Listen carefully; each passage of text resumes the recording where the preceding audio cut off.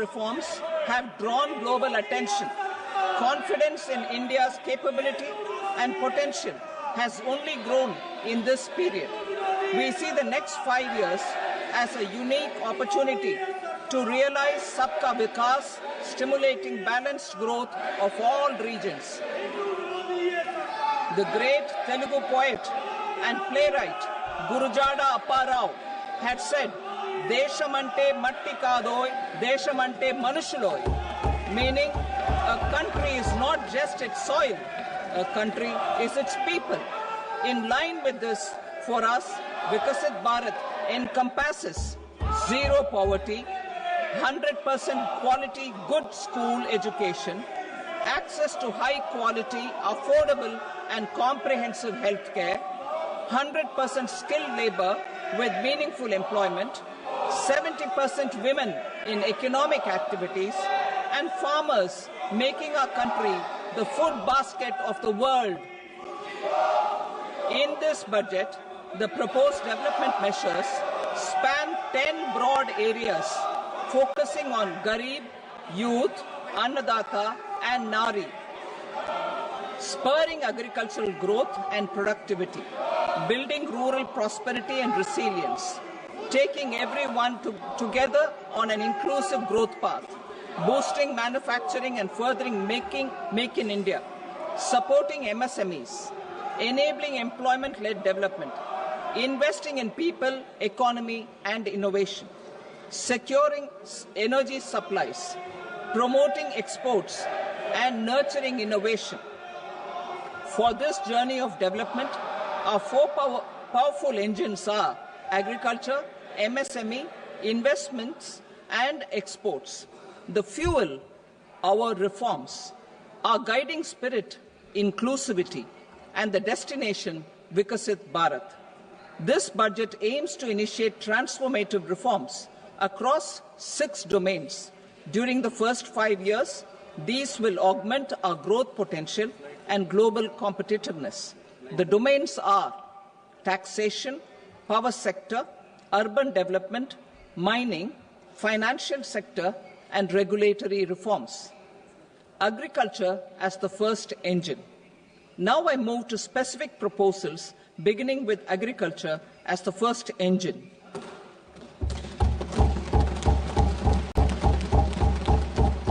Prime Minister Dhan Dhanya Krishi Yojana, developing agri-districts program. Motivated by the success of the aspirational district program, our government will undertake a Prime Minister Dhan Dhanya Krishi Yojana in partnership with states. Through the convergence of existing schemes and specialized measures, the program will cover 100 districts with low productivity, moderate crop intensity, and below average credit parameters. It aims to 1. Enhance agricultural productivity, 2. Adopt crop diversification and sustainable agricultural practices, 3. Augment post-harvest storage at the panchayat and block level, 4. Improve irrigation facilities, and 5. Facilitate availability of long-term and short-term credit. This program is likely to help 1.7 crore farmers. Building rural prosperity and resilience. A comprehensive multi-sectoral rural prosperity and resilience program will be launched in partnership with the states. This will address underemployment in agriculture through skilling, investment, technology, and invigorating the rural economy. The goal is to generate ample opportunities in rural areas so that migration is an option but not a necessity. The program will focus on rural women, young farmers, rural youth, marginal and small farmers, and landless families. The details are in Annexure A. Domestic best practices will be incorporated, and appropriate technical and financial assistance will be sought from multilateral development banks. In Phase 1, 100 developing agri-districts will be covered. Atmanirbharta in pulses. Our government is implementing the National Mission for Edible Oilseed for achieving Atmanirbharta in edible oils. Our farmers have the capability to grow enough for our needs and more. 10 years ago, we made concerted efforts and succeeded in achieving near self-sufficiency in pulses. Farmers responded to the need by increasing the cultivated area by 50%, and government arranged for procurement and remunerative prices. Since then, with rising incomes and better affordability, our consumption of pulses has increased significantly. Our government will now launch a 6-year mission for Atmanirbharta in pulses with a special focus on Tuar, Urad and Masoor. Details are in Annexure B. Central agencies such as NAFED and NCCF will be ready to procure these 3 pulses as much as offered during the next 4 years from farmers who register with these agencies and enter into agreements. Comprehensive program for vegetables and fruits. It is encouraging that our people are increasingly becoming aware of their nutritional needs. It is a sign of a society becoming healthier. With rising income levels, the consumption of vegetables, fruits, and Sri Anna is increasing significantly. A comprehensive program to promote production, efficient supplies, processing, and remunerative prices for farmers will be launched in partnership with the states. Appropriate institutional mechanisms for implementation and participation of farmer-producer organizations and cooperatives will be set up. Makhana Board in Bihar. For this, there is a special opportunity for the people of Bihar. A Makhana Board will be established in the state to improve production, processing, value addition, and marketing of Makhana. The people engaged in these activities will be organized into FPOs. The board will provide hand-holding and training support to Makhana farmers and will also work to ensure they receive the benefits of all relevant government schemes. A national mission on high-yielding seeds will be launched, aimed at 1. Strengthening research ecosystem, 2. Targeted development and propagation of seeds with high yield, pest resistance, and climate resilience, and 3. Commercial availability of more than 100 seed varieties released since July 2024. India ranks second largest globally in fish production and aquaculture. Seafood exports are valued at 60,000 crore rupees. To unlock the untapped potential of the marine sector, our government will bring in an enabling framework for sustainable harnessing of fisheries from Indian Exclusive Economic Zone and high seas, with a special focus on the Andaman and Nicobar and Lakshadweep Islands. For the benefit of lakhs of cotton growing farmers, I am pleased to announce a mission for cotton productivity. This 5-year mission will facilitate significant improvements in productivity and sustainability of cotton farming and promote extra long staple cotton varieties. The best of science and technology support will be provided to farmers.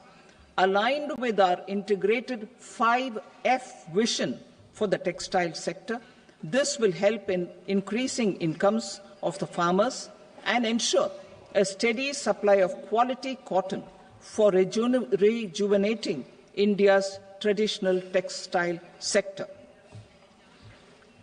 Kisan credit cards facilitate short-term loans for 7.7 crore farmers, fishermen, and dairy farmers. The loan limit under modified interest subvention scheme will be enhanced from 3 lakh rupees to 5 lakh rupees for loans taken through the KCC. For Atmanirbharta in urea production, our government had reopened 3 dormant urea plants in the eastern region. To further augment urea supply, a plant with annual capacity of 12.7 lakh metric tons will be set up at Namrup in Assam.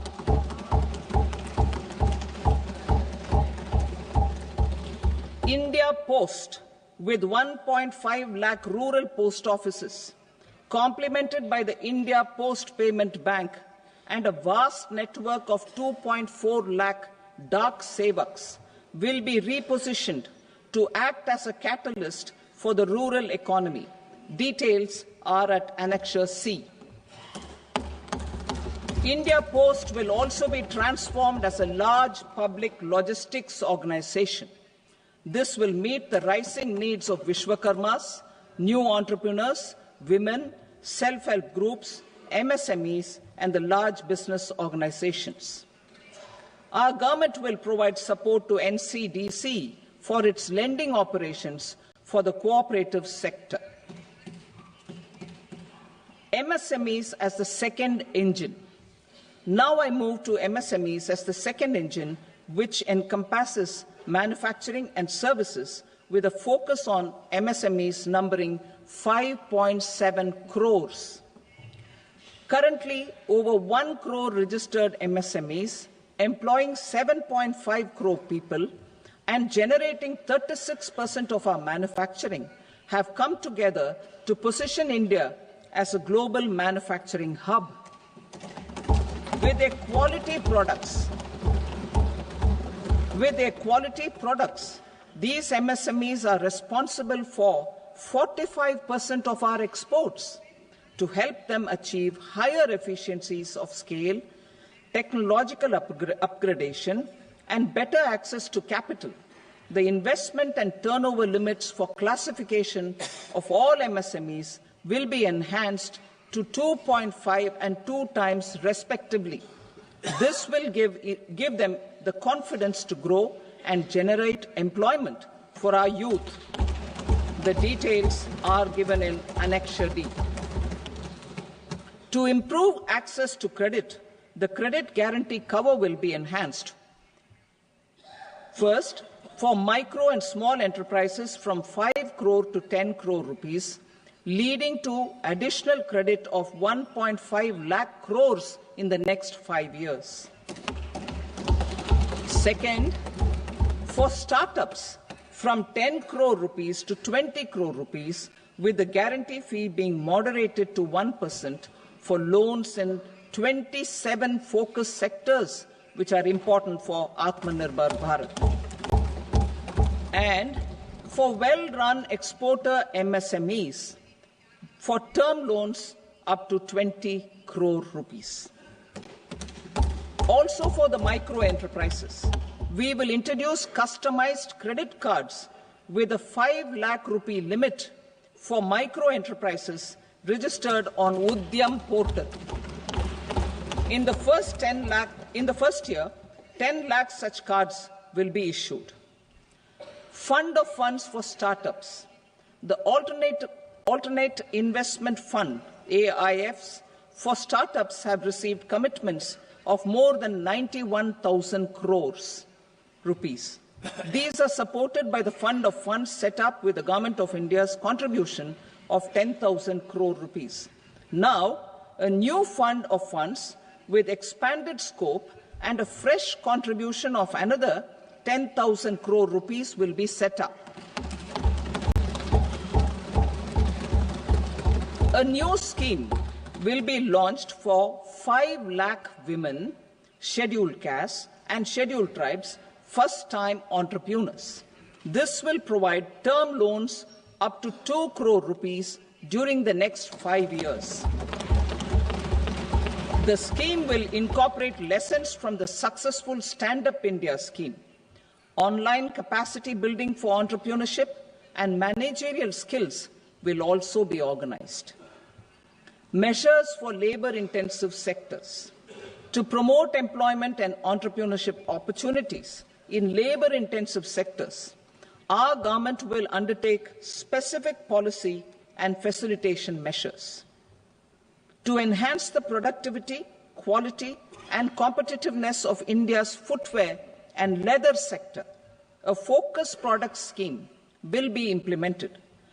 The scheme will support design capacity, component manufacturing, and machinery required for production of non-leather quality footwear, besides the support for leather footwear and products. The scheme is expected to facilitate employment for 22 lakh persons, generate over 4 lakh crore rupees, and exports of over 1.1 lakh crore rupees. Measures for the toys sector. Building on the National Action Plan for Toys, we will implement a scheme to make India a global hub for toys. The scheme will focus on development of clusters, skills, and a manufacturing ecosystem that will create high-quality, unique, innovative, and sustainable toys that will represent the Made in India brand. Support for food processing. In line with our commitment towards Purvodaya, we will establish a National Institute of Food Technology, Entrepreneurship and Management in Bihar. The institute will provide a strong fillip to food processing activities in the entire eastern region. This will result in 1. Enhanced income for the farmers through value addition to their produce, and 2. Skilling entrepreneurship and employment opportunities for the youth. Manufacturing mission, furthering Make in India. Our government will set up a national manufacturing mission covering small, medium, and large industries for furthering Make in India by providing policy support, execution roadmaps, governance, and monitoring framework for central ministries and states. Details are in Annexure E. Given our commitment to climate-friendly development, the mission will also support clean tech manufacturing. This will aim to improve domestic value addition and build our ecosystem for solar PV cells, EV batteries, motors and controllers, electrolyzers, wind turbines, very high voltage transmission equipment, and grid-scale batteries. Investment as the third engine. Now I move to investment as the third engine, which encompasses investing in people, investing in the economy, and investing in innovation. Investing in people. Saksham Anganwadi and Poshan 2.0. Saksham Anganwadi and Poshan 2.0 program provides nutritional support to more than 8 crore children, 1 crore pregnant women and lactating mothers all over the country, and about 20 lakh adolescent girls in aspirational districts and the Northeast region. The cost norms for these nutritional support will be enhanced appropriately. Atal Tinkering Labs.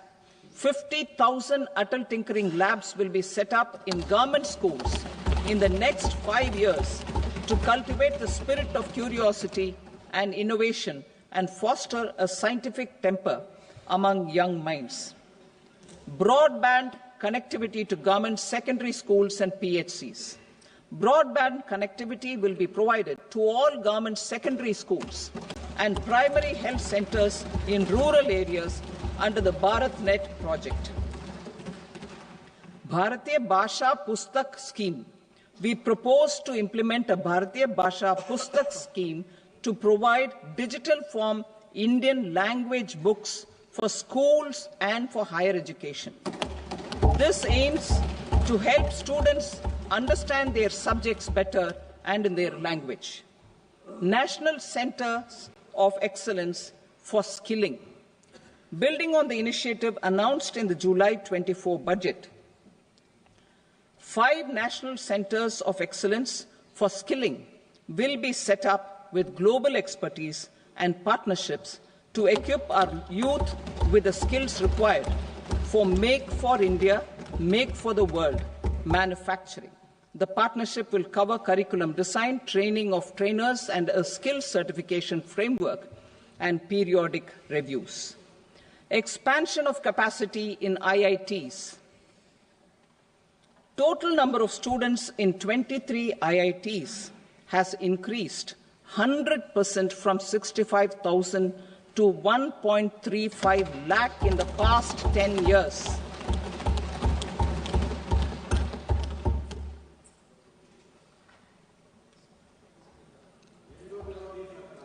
Additional infrastructure will be created in the 5 IITs started after 2014 to facilitate education for 6,500 more students. Hostel and other infrastructure capacity at IIT Patna will also be expanded.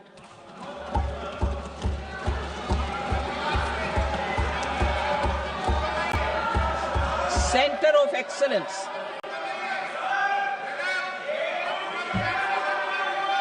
Center of Excellence in AI for Education.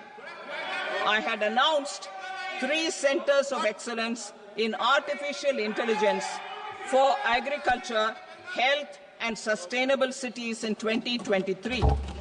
Now a center of excellence in artificial intelligence for education will be set up with a total outlay of 500 crores.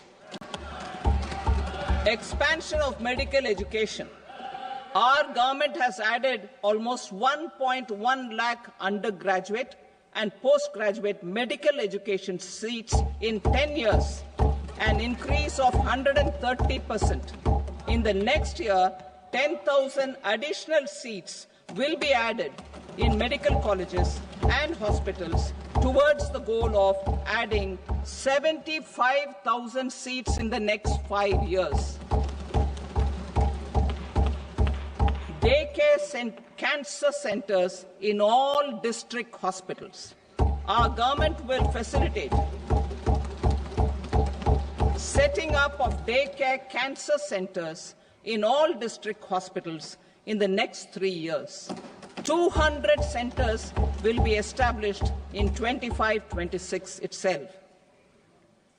Strengthening urban livelihoods.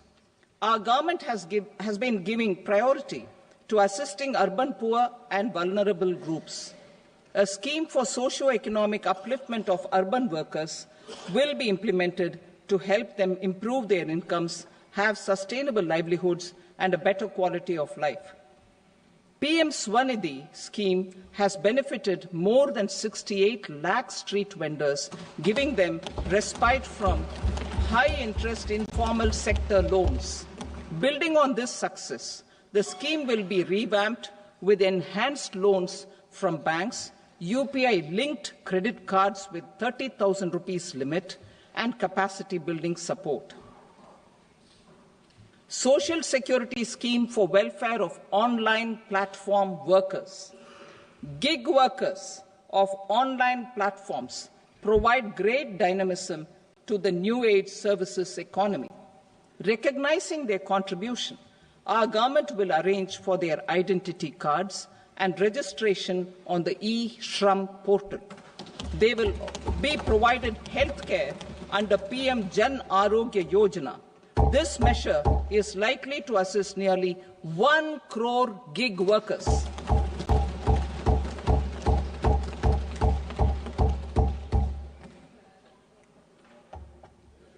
Investing in the economy. Public-private partnership in infrastructure. Each infrastructure-related ministry will come up with a 3-year pipeline of projects that can be implemented in PPP mode. States will also be encouraged to do so and can seek support from the India Infrastructure Project Development Fund, which is a scheme to prepare PPP proposals. Support to states for infrastructure. An outlay of 1.5 lakh crore is proposed for the 50-year interest-free loans to states for capital expenditure and incentives for reforms. Building on the success of the first asset monetization plan announced in 2021, the second plan for 2025 to 30 will be launched to plough back capital of 10 lakh crore in new projects.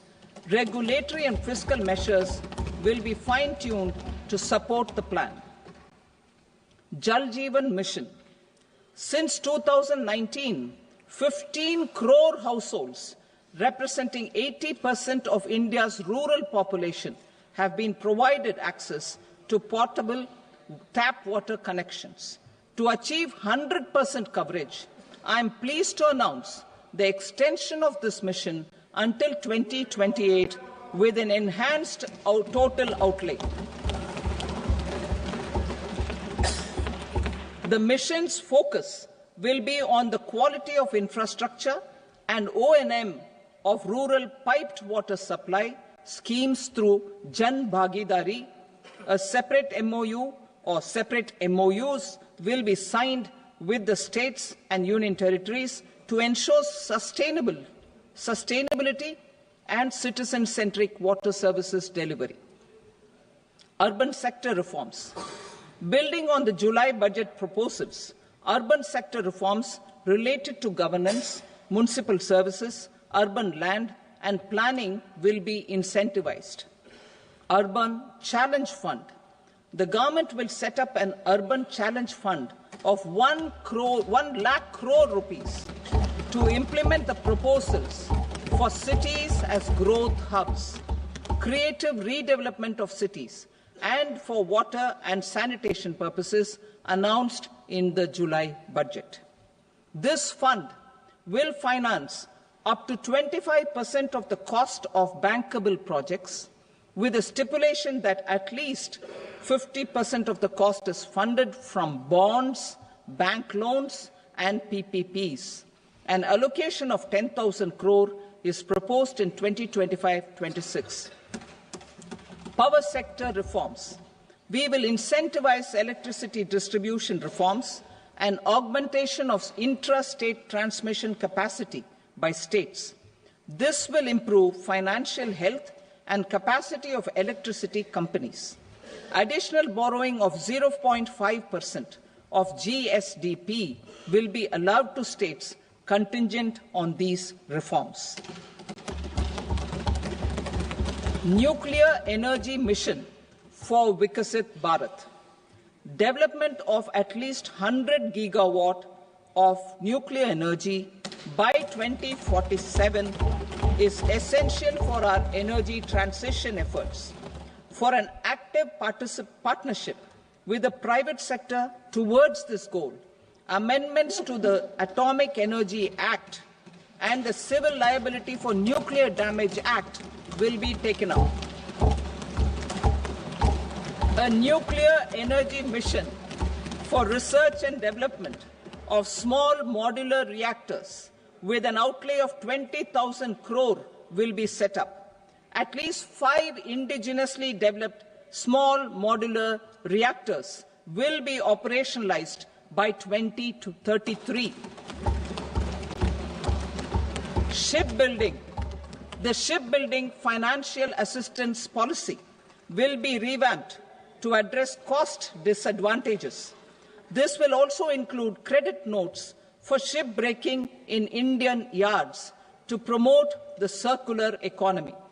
Large ships above a specified size will be included in the infrastructure harmonized master list. Shipbuilding clusters will be facilitated to increase the range, categories and capacity of ships. This will include additional infrastructure, facilities, skilling and technology to develop the entire ecosystem. Maritime Development Fund. For long-term financing for the maritime industry, a Maritime Development Fund with a corpus of 25,000 crore rupees will be set up. This will be for distributed support and promoting competition. This will have up to 49% contribution by the government, and the balance will be mobilized from ports and from private sector. UDAN regional connectivity schemes. UDAN has enabled 1.5 crore middle-class people to meet their aspirations for speedier travel. The scheme has connected 88 airports, and operationalized 619 routes. Inspired by that success, a modified UDAN scheme will be launched to enhance regional connectivity to 120 new destinations and carry 4 crore passengers in the next 10 years. 4 crore additional passengers in the next 10 years. The scheme will also support helipads and smaller airports in hilly, aspirational and northeast regional districts. Greenfield airports will be facilitated in Bihar to meet the future needs of the state. These will be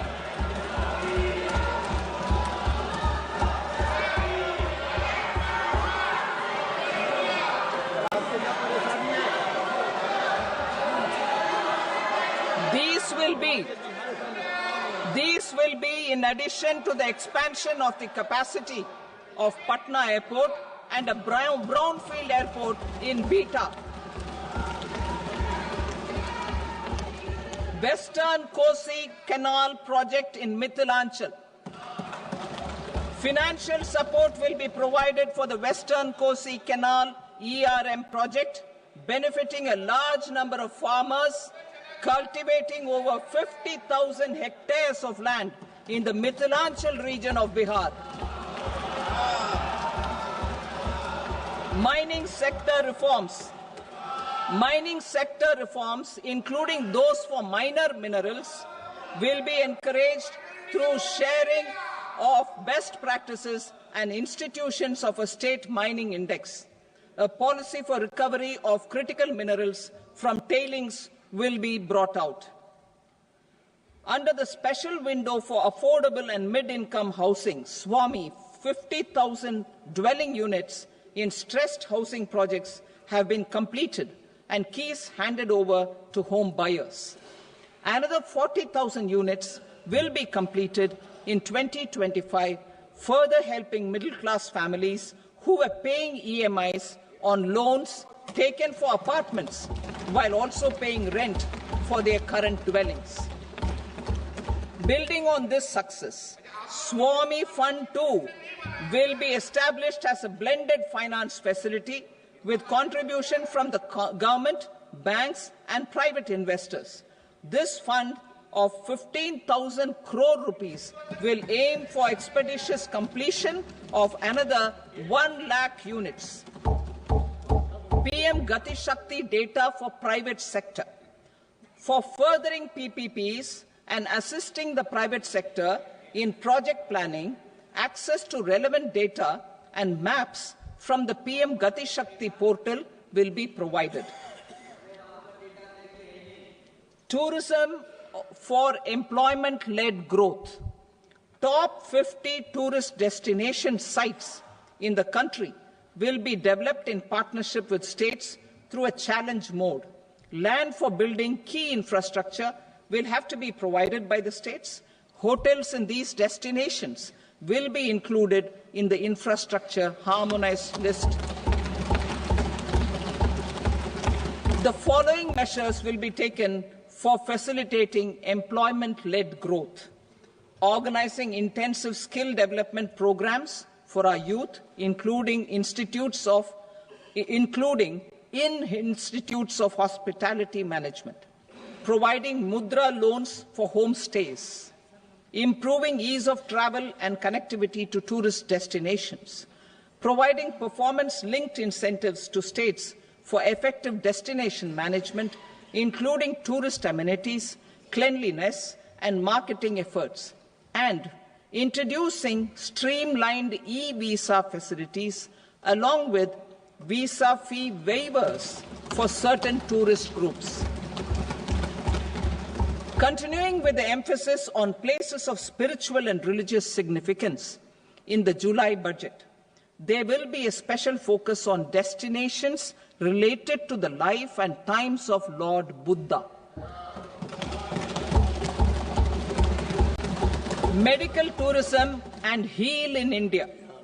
Medical tourism and heal in India will be promoted in partnership with the private sector, along with capacity building and easier visa norms. Investing in innovation. To implement private sector-driven research, development and innovation initiatives announced in the July budget, I am now allocating 20,000 crore rupees for this purpose. A deep tech fund of funds will also be explored to catalyze the next generation startups as a part of this initiative. In the next 5 years, under the PM Research Fellowship Scheme, we will provide 10,000 fellowships for technological research in IITs and IISc with enhanced financial support.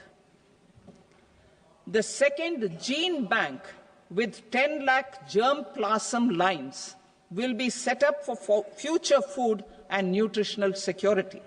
This will provide conservation support to both public and private sectors for genetic resources. We will start a national geospatial mission to develop foundational geospatial infrastructure and data. Using PM Gati Shakti, this mission will facilitate modernization of land records, urban planning, and design of infrastructure projects.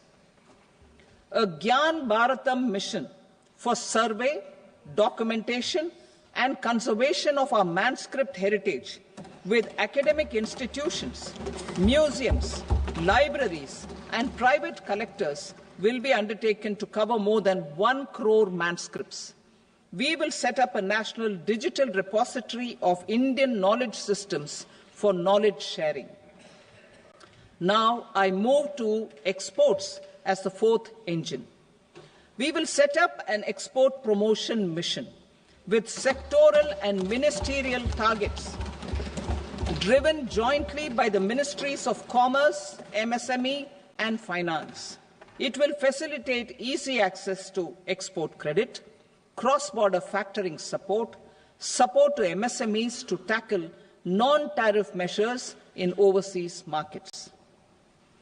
A digital public infrastructure, Bharat Trade Net, for international trade will be set up as a unified platform for trade documentation and financing solutions.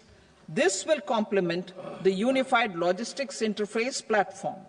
The BTN will be aligned with international practices.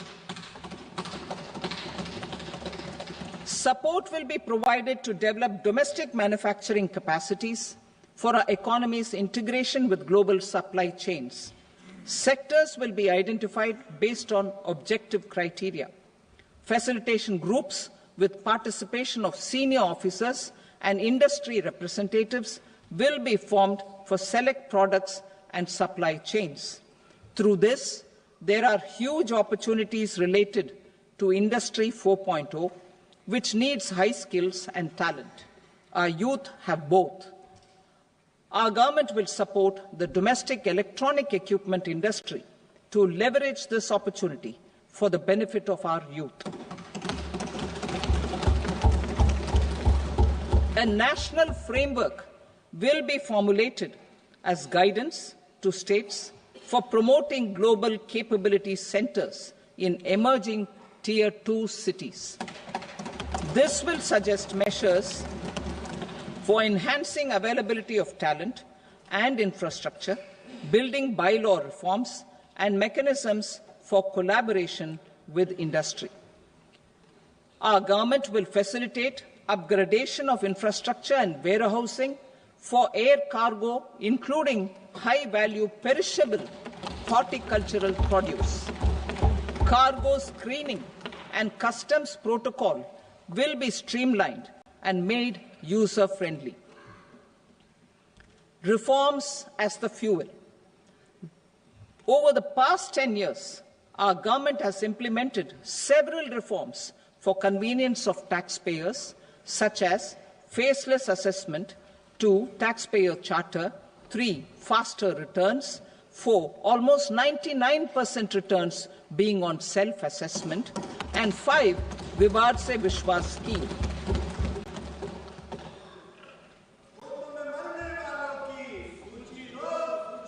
Continuing these efforts, I reaffirm the commitment of the Tax Department to trust first, scrutinize later. I also propose to introduce the new income tax bill next week. I will detail the indirect tax reforms and changes in direct taxes in Part B. Financial sector reforms. The FDI limit for the insurance sector will be raised from 74 to 100%. This enhanced limit will be available for those companies which invest the entire premium in India. The current guardrails and conditionalities associated with foreign investment will be reviewed and simplified. The services of India Post Payment Bank will be deepened and expanded in rural areas. NABFID will set up a partial credit enhancement facility for corporate bonds for infrastructure. Public sector banks will develop Grameen Credit Score framework to serve the credit needs of SHG members and people in rural areas.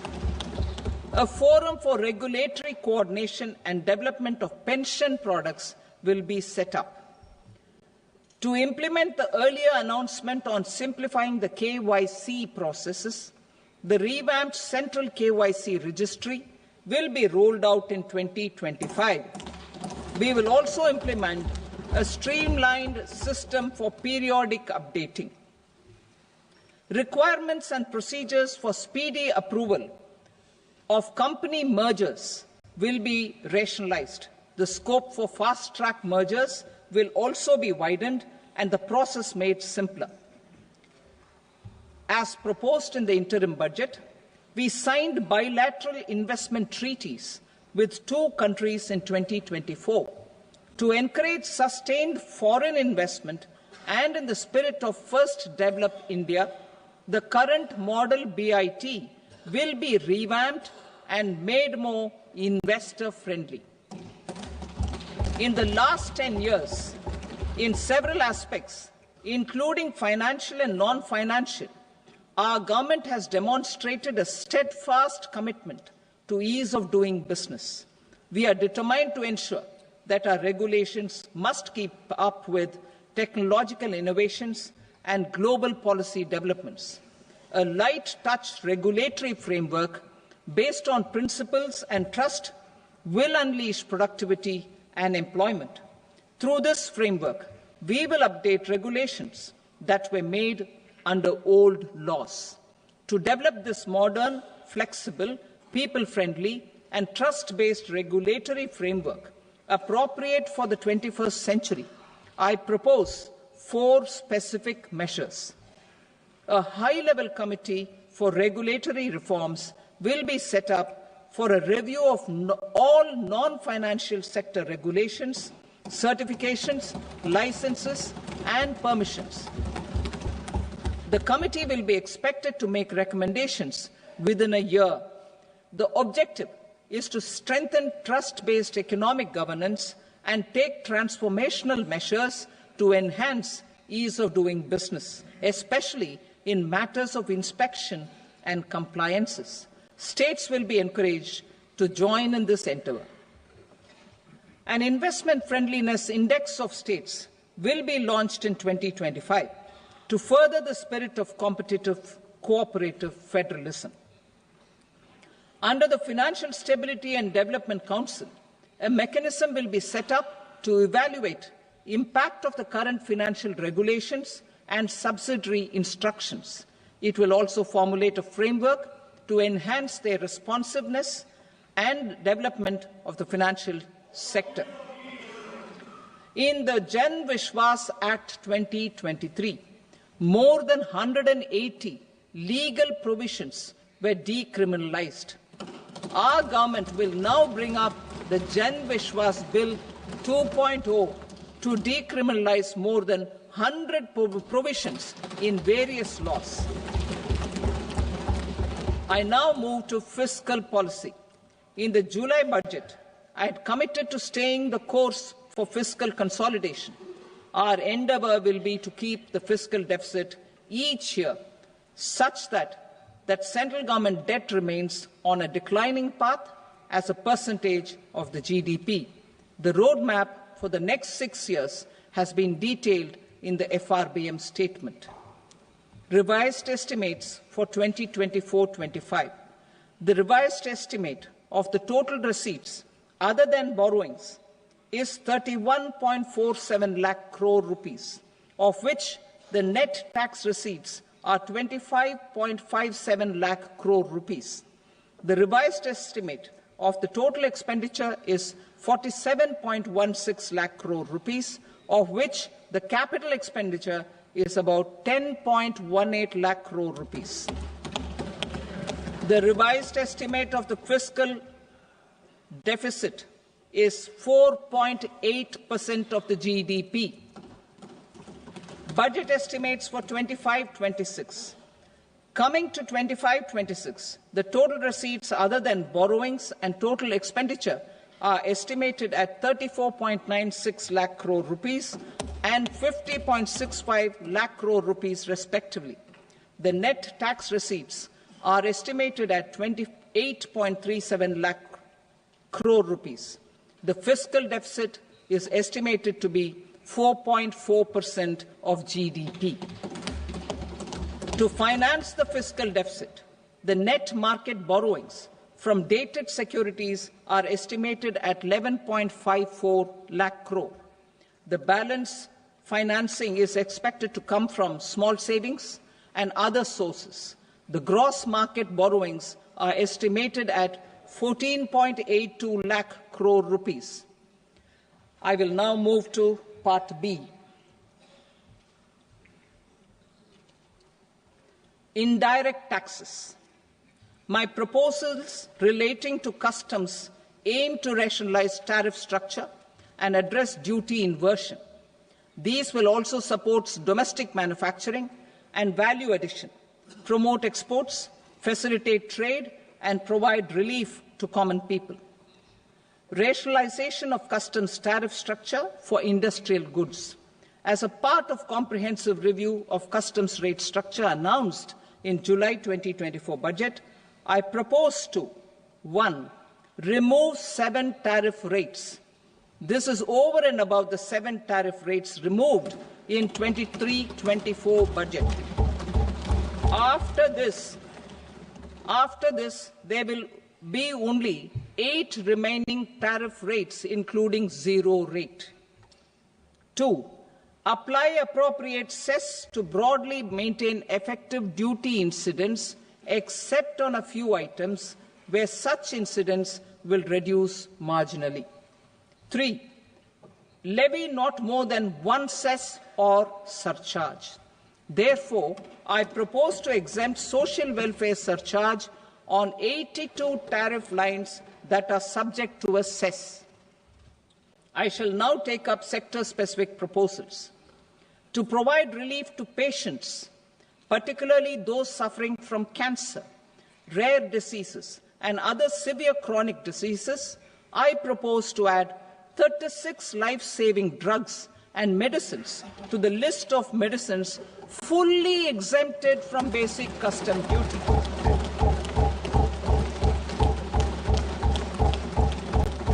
I also propose to add 6 life-saving medicines to the list attracting concessional custom duty of 5%. Full exemption and concessional duty will also respectively apply on the bulk drugs for manufacture of the above. Specified drugs and medicines under patient assistance programs run by the pharmaceutical companies are fully exempt from BCD, provided the medicines are supplied free of cost to the patients. I propose to add 37 more medicines along with 13 new patient assistance programs. Support to domestic manufacturing and value addition. Critical minerals. In the July 2024 budget, I had fully exempted BCD on 25 critical minerals that are not domestically available. I had also reduced BCD of 2 other such minerals to provide a major fillip to their processing, especially by MSMEs. Now, I propose to fully exempt cobalt powder and waste, the scrap of lithium-ion battery, lead, zinc, and 12 more critical minerals. This will help secure their availability for manufacturing in India and promote more jobs for our youth. To promote domestic production of technical textile products such as agro-textiles, medical textiles, and geotextiles at competitive prices, I propose to add 2 more types of shuttle-less looms to the list of fully exempted textile machinery. I also propose to revise the BCD rate on knitted fabrics covered by 9 tariff lines from 10 or 20 to 20% or 115 rupees per kg, whichever is higher. Electronic goods. In line with our Make in India policy and to rectify inverted duty structure, I propose to increase the BCD on interactive flat panel display from 10% to 20% and reduce the BCD to 5% on open cell and other components. In 23-24 budget, for the manufacture of open cells of LCD, LED TVs, I had reduced the BCD on parts of open cells from 5% to 2.5%. To further boost the manufacture of such open cells, the BCD on these parts will now stand exempted. Lithium-ion battery. To the list of exempted capital goods, I propose to add 35 additional capital goods for EV battery manufacturing and 28 additional capital goods for mobile phone battery manufacturing. This will boost domestic manufacture of lithium-ion batteries, both for mobile phones and for electric vehicles. Shipping sector. Considering that shipbuilding has a long gestation period, I propose to continue the exemption of BCD on raw materials, components, consumables, or parts for the manufacture of ships for another 10 years.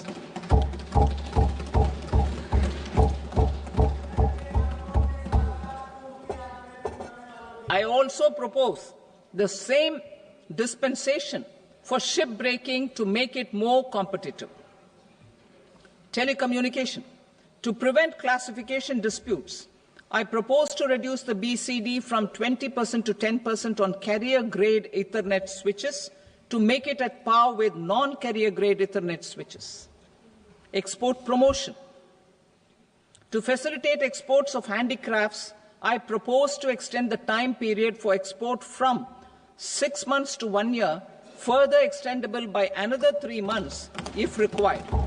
I also propose to add 9 items to the list of duty-free inputs.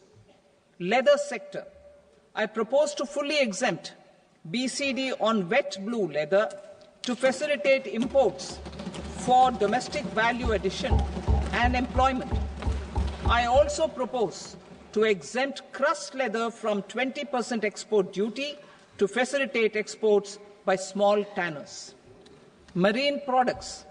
To enhance India's competitiveness in the global seafood market, I propose to reduce BCD from 30% to 5% on frozen fish paste, surimi, for manufacture and export of its analog products. I also propose to reduce BCD from 15% to 5% on fish hydrolysates for manufacture of fish and shrimp feed. In July 2024 budget, to promote development of domestic MROs for aircraft and ships, I had extended the time limit for export of foreign origin goods that were imported for repairs from 6 months to 1 year and further extendable by 1 year. I now propose to extend the same dispensation for railway goods. Time limit for provisional assessment. Presently, the Customs Act 1962 does not provide any time limit to finalize provisional assessments, leading to uncertainty and cost to trade. As a measure of promoting ease of doing business, I propose to fix a time limit of 2 years, extendable by a year, for finalizing the provisional assessment. I propose to introduce a new provision that will enable importers or exporters, after clearance of goods, to voluntarily declare material facts and pay duty with interest but without penalty. This will incentivize voluntary compliance. However, this will not apply in cases where department has already initiated audit or investigation proceedings.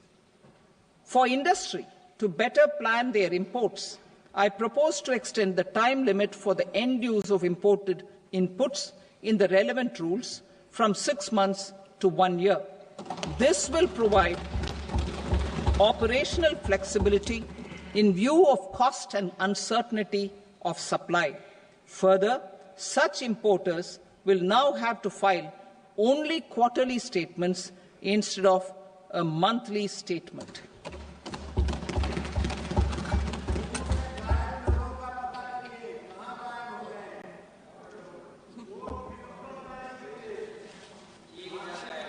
I now come to my direct tax proposals.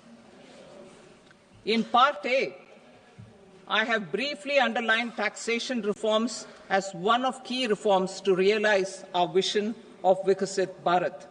In respect of criminal law, our government had earlier ushered in Bharatiya Nyaya Sanhita, replacing Bharatiya Danda Sanhita.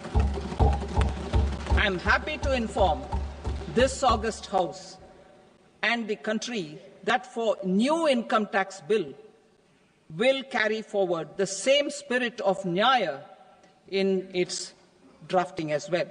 The new bill will be clear and direct in text, with close to half of the present law in terms of both chapters and words. It will be simple to understand for taxpayers and tax administrators, leading to tax certainty and reduced litigation. Reforms, however, are not a destination. They are means to achieve good governance for our people and economy. Providing good governance primarily involves being responsive.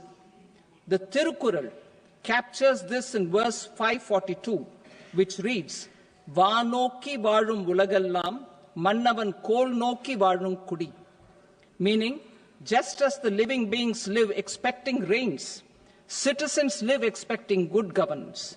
Our government is committed to keeping an ear to the ground and a finger on the pulse and responding while balancing our national building efforts.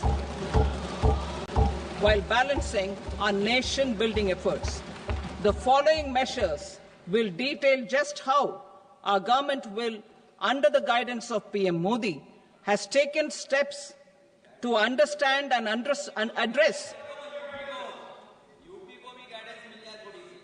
I repeat that sentence, sir.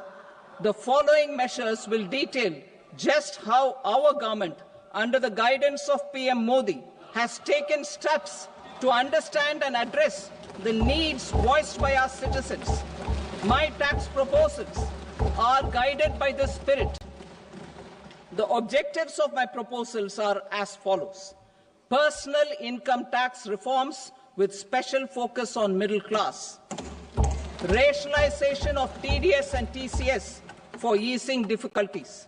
Encouraging voluntary compliance. Reducing compliance burden. Ease of doing business, employment and investment. I will come to my proposal on personal income tax towards the end. TDS and TCS, rationalization for easing difficulties.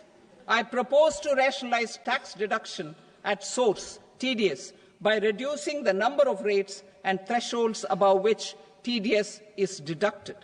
Further, threshold amounts for tax deduction will be increased for better clarity and uniformity. The limit for tax deduction on interest for senior citizens is being doubled from the present 50,000 rupees to 1 lakh rupees. Similarly, the annual limit of 2.40 lakh rupees for TDS on rent is being increased to 6 lakh rupees. This will reduce the number of transactions liable to TDS, thus benefiting small taxpayers receiving small payments. The threshold to collect tax at source, the TCS, on remittances under RBI's liberalized remittance scheme, the LRS, is proposed to be increased from 7 lakh to 10 lakhs. I also propose to remove TCS on remittances for education purposes, where such remittances is out of a loan taken from a specified financial institution. Both TDS and TCS are being applied on any transaction related to sale of goods. To prevent such compliance difficulties, I propose to omit the TCS. I also propose that the provisions of the higher TDS deduction will now apply only in non-PAN cases. In July 2024, the delay for payment of TDS up to the due date of filing statement was decriminalized. I propose to provide the same relaxation to TCS provisions as well. The government under the leadership of Prime Minister Modi believes in Sabka Saath, Sabka Vikas, Sabka Vishwas and Sabka Prayas. In line with this, we brought in updated return facility in 2022 for voluntary compliance by taxpayers who had omitted to report their correct income. Our trust in taxpayers was proved right. Nearly 90 lakh taxpayers voluntarily updated their incomes by paying additional tax. Taking this trust further, I now propose to extend the time limit to file updated returns for any assessment year from the current limit of 2 years to 4 years. I propose to reduce the compliance burden for small charitable trusts and institutions by increasing their period of registration from 5 years to 10 years. It is also proposed that disproportionate consequences do not arise for minor defaults such as incomplete applications filed by charitable entities. Presently, taxpayers can claim the annual value of self-occupied properties as nil only on the fulfillment of certain conditions. Considering the difficulties faced by taxpayers, it is proposed to allow the benefit of 2 such self-occupied properties without any condition.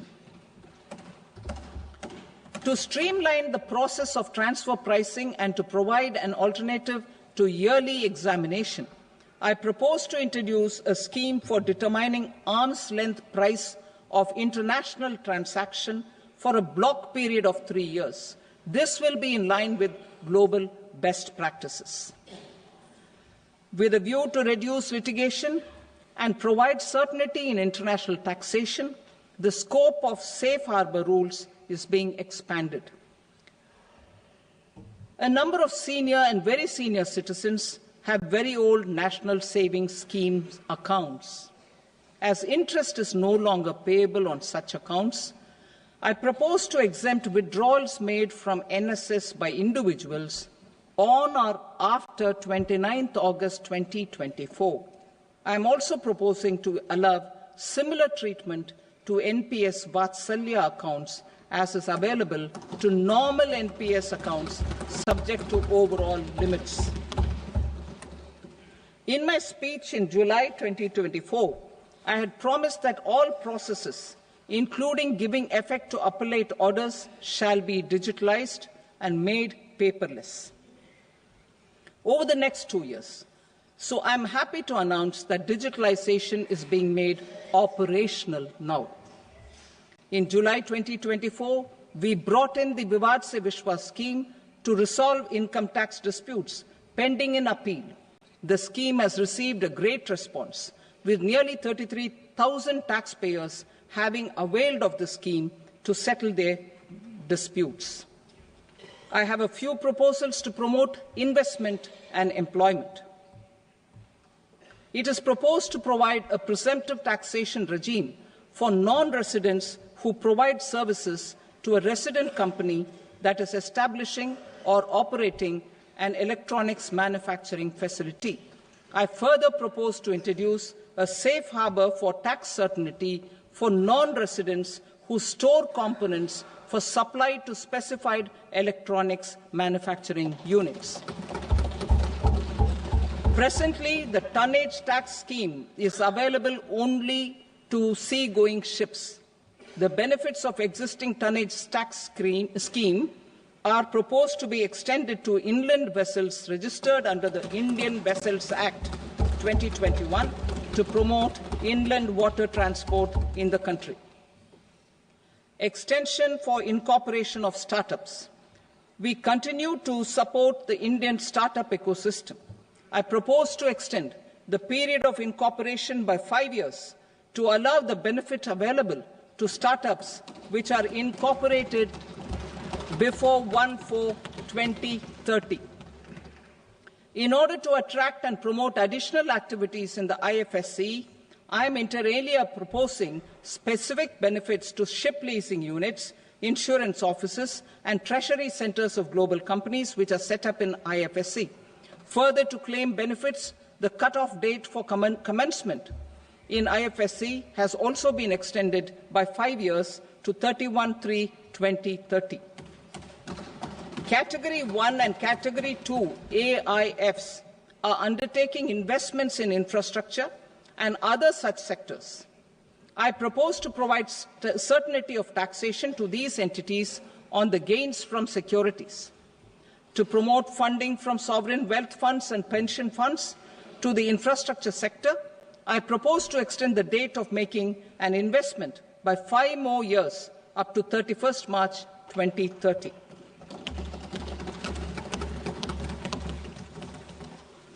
Personal income tax reforms with special focus on middle class. Democracy, demography, and demand are the key support pillars in our journey towards Vikasit Bharat. The middle class provides strength for India's growth. This government, under the leadership of Prime Minister Modi, has always believed in the admirable energy and ability of the middle class in nation building. In recognition of their contribution,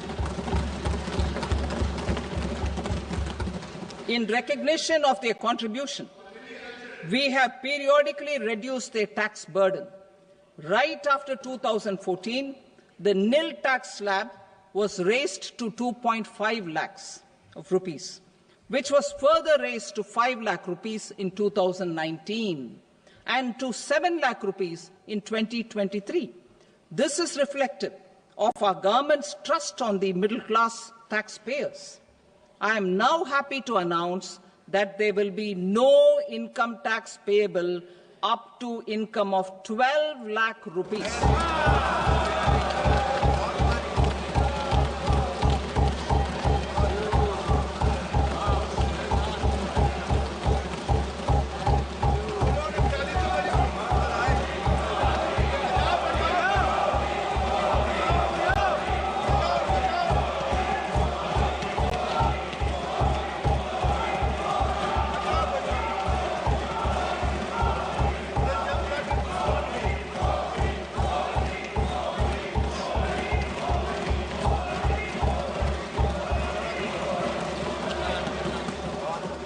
So, average income of 1 lakh per month, other than the special rate income such as capital gains, under the new regime.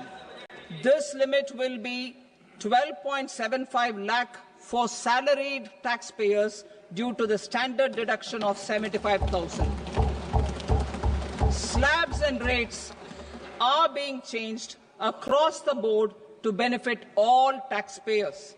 The new structure will substantially reduce the taxes of the middle class and leave more money in their hands, boosting household consumption, savings and investment. In the new tax regime, I propose to revise tax rate structures as follows: 0 to 4 lakh rupees nil, 4.8 lakh rupees to 4 to 8 lakh rupees 5%, 8 to 12 lakh rupees 10%, 12 to 16 lakh rupees 15%, 16 to 20 lakh rupees 20%, 20 to 24 lakh rupees 25%, and above 24 lakh rupees 30%. To taxpayers up to 12 lakh of normal income, other than special rate income such as capital gains. I read that again. To taxpayers up to 12 lakh of income, other than special rate income such as capital gains, tax rebate is being provided in addition to the benefit due to slab rate reduction in such a manner that there is no tax payable by them. The total tax benefit of slab rate changes and rebate at different income levels can be illustrated with a few examples. A taxpayer in the new regime with an income of 12 lakh rupees will get a benefit of 80,000 rupees in tax, which is 100% of tax payable as per the existing rates. A person having income of 18 lakh rupees will get a benefit of 70,000 rupees in tax, that is 30% of tax payable as per existing rates. A person with an income of 25 lakh gets a benefit of 1,10,000 rupees, that is 25% of his tax payable as per existing rates. Details of my tax proposals are given in the annexure. As a result of these proposals, Honourable Speaker, sir, revenue of about 1 lakh crore in direct taxes and 2,600 crores in indirect taxes will be foregone. Mr. Speaker, sir, with this, I commend the budget to this august House.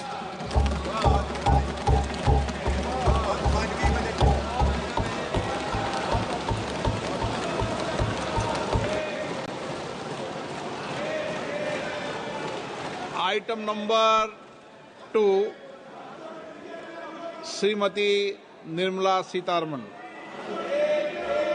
Sir, with your permission, I rise to lay on the table the following statements under Section 3(1) of the Fiscal Responsibility and Budget Management Act 2003, medium-term fiscal policy cum fiscal policy strategy statement and macroeconomic framework statement.